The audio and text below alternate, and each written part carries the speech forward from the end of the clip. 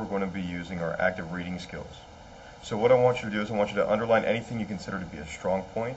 I want you to place a question mark beside anything that troubles you, whether that be something you don't understand or a vocabulary word that you want to find out for later. The purpose of the skill is that you talk to the author.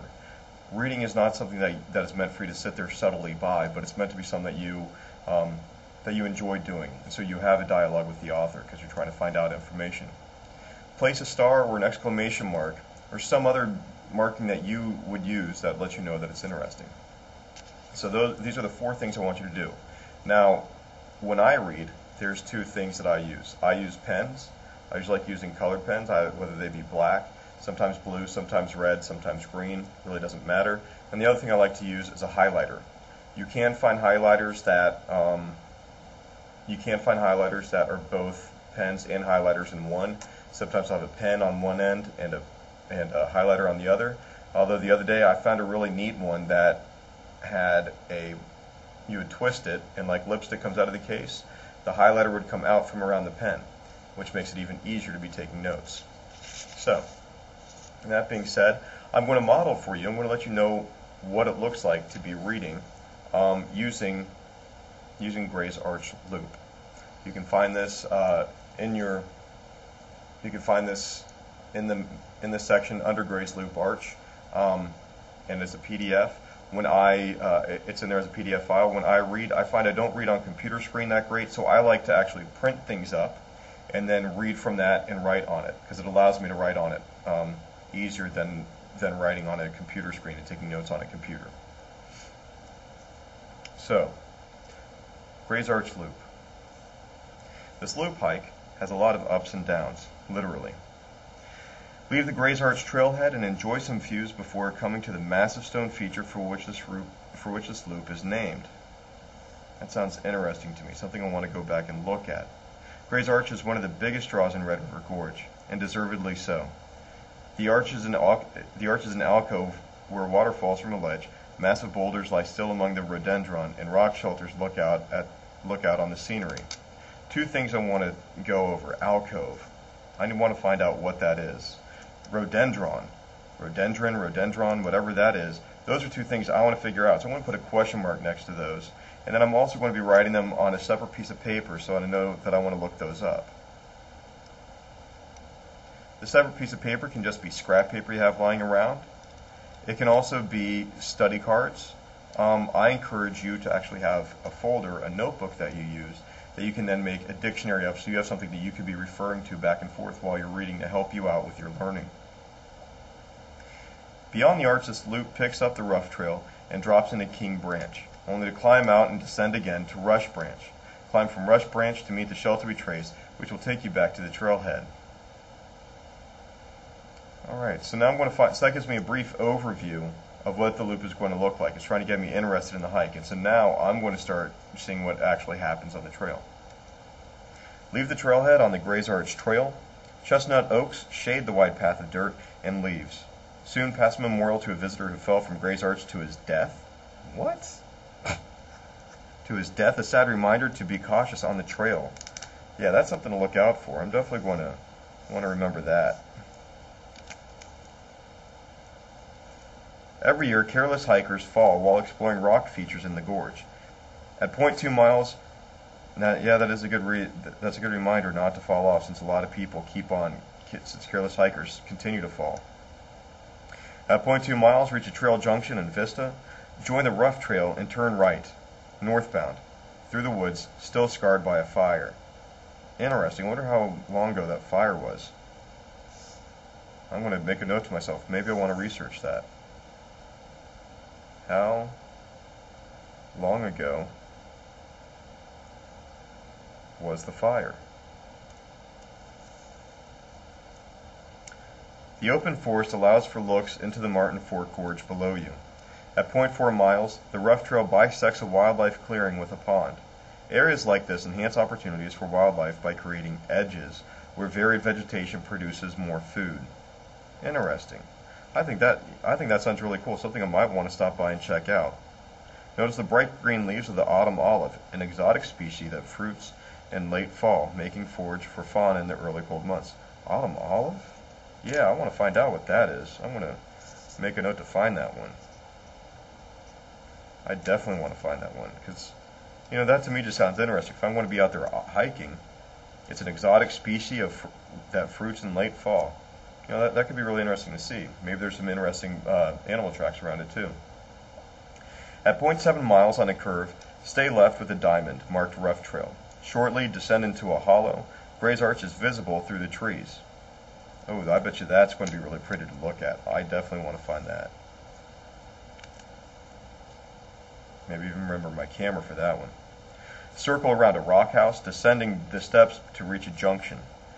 A rock house. I wonder if that's like, I wonder what that means. I'm going to look that one up. That is something I want to know. I'm going to add that to my list of descriptors. Rock house. Is it an actual rock house where somebody back in the day made a house of rock? Or is it a description of a geographic feature, like how racks are stacked on themselves? You know, it seems he's used that before, so I want to find out what that means. Keep forward and take a short spur path to Gray's Arch. Spur. A spur path. When I think of a spur, what do I think of? I think of those things on the back of the boots that are small. Let's see, that's something I'm going to be looking up later as well, spur. So I'm going to add that to my list. The substantial curving span of the arch is evident. Rock houses and a cave are located off to your right. See, once again, rock houses and cave. The cave sounds pretty cool. So I'm definitely going to be looking out for that. It gives me a good idea of what's going on. Fallen boulders lie beneath the span. A geologist could go crazy here. So apparently it's going to be very rocky. I keep on hearing him talking about rock houses, a cave, which is, you know, a big opening. Fallen boulders lie beneath the span. And that the example of a geologist, what is a geologist? A geologist is somebody who studies rocks. So that lets me know that there's going to be a lot of rock there. So that's I want to keep on moving and continuing my dialogue with the author. The rough trail descends into King Branch Valley. Look for a peculiar feature on the trail right at 1.1 miles. Peculiar feature. What do you guys, I wonder what that's going to be. Trees' roots cling steadfast to trailside boulders grooved with water-worn patterns, conspiring to make a mosaic of natural appeal. That sounds really interesting. I really like that description too. Trees' roots cling steadfast to trailside boulders grooved with water-worn patterns, conspiring to make a mosaic of natural appeal. And inside of that, what does conspiring mean? I need to find out what that means. I like this whole path. I think that sounds really beautiful. This little sentence, but conspiring to make a mosaic of natural appeals. Something I want to find out. Probably mosaic as well. So once again, those two words, conspiring and mosaic, I'm going to add to my folder, to my notebook. Conspiring and mosaic. Shortly across the feeder branch and King's Branch in succession, ascend King's Branch, turning away from it at 1.4 miles, rising along a feeder stream. Keep up the valley, ultimately using steps to climb. So there's going to be steps. That's good for me to recognize. So I'm going to make sure I look out for those steps. How do I remember to look out? I use glasses. That helps me out.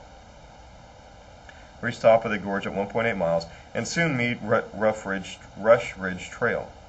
Turn left here, staying with the rough trail. However, the Rush Ridge Trail does bisect and shorten the loop if you are tired.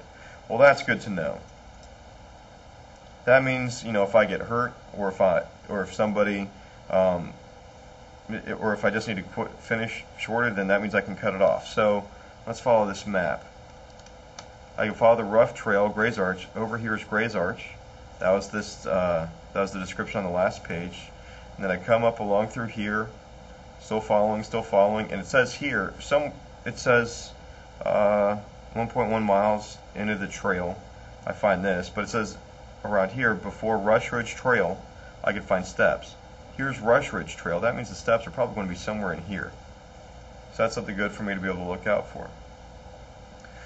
So that's my shortcut, coming back there. The rough trail descends and begins to live up to its name. So it starts becoming rough, curving past a rock house, then slicing through a water-eroded break in the cliff line. Once again, rock house. I want to know what rock house means. Okay, so through a water-eroded break in the cliff line. The path winds down to meet Rush Branch in a popular camping area at 2.3 miles. So that means I can take this trail late in the day and I can camp out there. Nice flat area, there's going to be water around. Leave Rush Branch to regain the elevation you lost, passing a side trail that leads right to a low-flow waterfall tumbling over a cliff line. That might be a pretty view, something for me something I want to check out. So once again, glasses with an exclamation mark. Now ascend to the top of the cliff line where you can look atop the falls. Keep ascending and look for a cave on your right before making the ridgeline and shelter we trace at 2.8 miles. That cave, I like going in caves. So that's something I want to be looking out for. I also want to remember to have a flashlight so I can see inside the cave. Turn right here onto the trace, which runs in conjunction with Pincham Tight Trail. The piney ridge drops off on both sides. Soon step over a conspicuous rock slab to reach another trail conjunction at 3.2 miles. Conspicuous. What does that mean? I've got no clue. So once again, I'm going to add that to my word list. Conspicuous. Here, the buck trail leaves left. You should stay right, still on the trace. The walking remains easy on the ridgeline while vistas open to the left of the right fork chimney top creek drainage. Okay, let's try and get that one down. The walking remains easy on the ridgeline while vistas open to the left of the right fork chimney top creek drainage.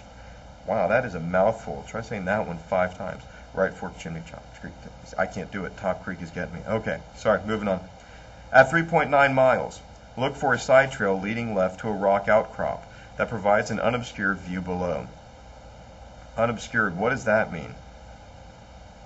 That's something I'd want to find out, because what it's saying is that at 3.9 miles, if I take a side trail, I'm going to go to a rock, like rock is coming out of a hill, and I'm going to be able to like look beneath it for however far down that is. So that could be a pretty cool view.